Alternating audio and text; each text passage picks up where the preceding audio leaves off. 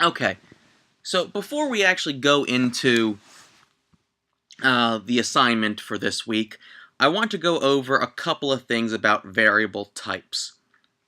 There are three main types that you will wind up seeing in coding. You will find strings, you will find integers, and you will find booleans. Now, booleans are simply true or false. They are yes or no.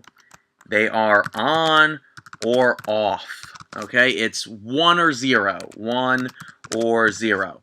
Remember that? Remember how that's what machine language is. It's yes or no, true or false, on or off.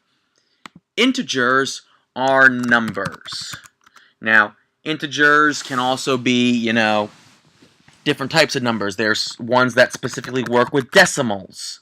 There's ones that are longer numbers because, originally, I don't know if anyone's heard the phrase 8-bit or whatnot, but 8-bit was essentially, 256 possible combinations of these ones or zeros. So, if you had 1, 2, 3, 4, 5, 6, 7, 8, you had a 0. If you had 1, 2, 3, 4, 5, 6, 7, congratulations, now you have 1.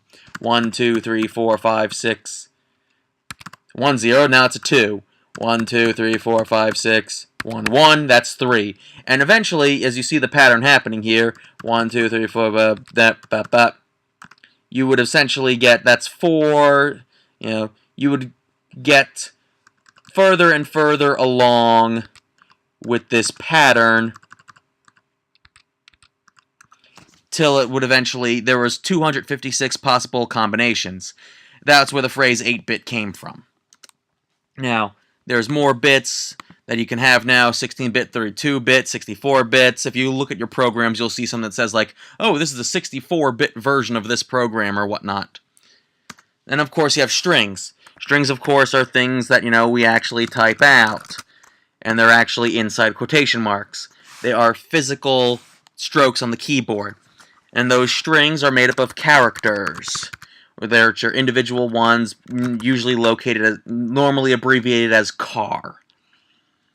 But point is, you're either working with text, numbers, or you're dealing with true or false.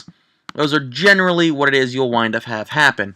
So of course, if I were to make and this time, since last week we were all working in strings, this week we're going to work pretty much entirely in integers. So, if I were to, make a variable, I don't know, whatever you want to name it, I can name this, justice. Why not? We'll name it justice. Justice equals 35.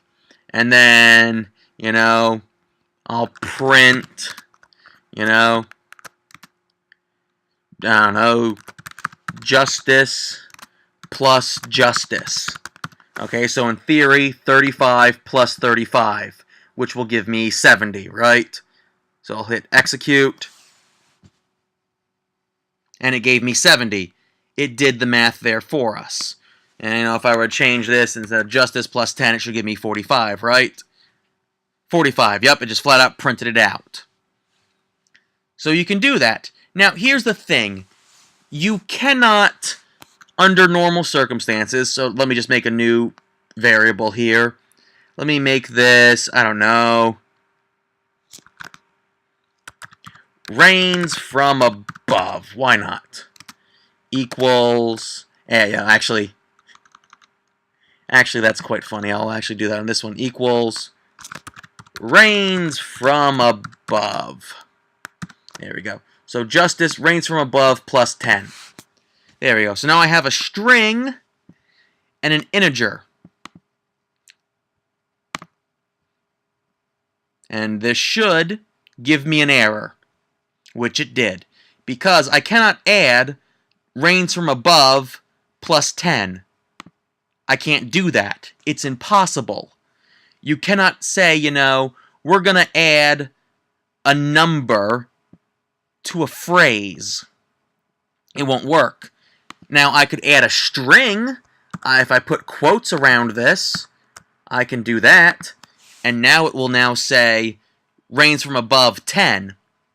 It can't mathematically equate rains from above 10, but it can simply add the string of 1, 0 onto this.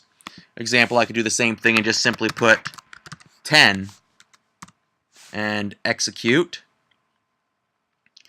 Rains from above 10.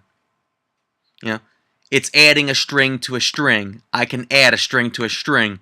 I can add an integer to an integer. I can't actually physically do string and integer together. These quotes are what make something a string. So if I simply... Actually, I believe I could do that, but it's going to ask me for a variable called 10, because 10 is not defined. It's looking for a variable. I physically need those quotes around it to be able to do it. Now, instead of doing a plus, I could simply do a comma and then 10. And this time it understands it because now it's a 10, and I can just do plus, whoops, when I'm in the right spot, I can do 10 plus 10. There we go, execute. Now rains from above 20. That comma is now separating my string from my integers. So now my integers can in fact add together. They are separated from my string. I'm not adding a string to my integer. I'm adding an integer to an integer.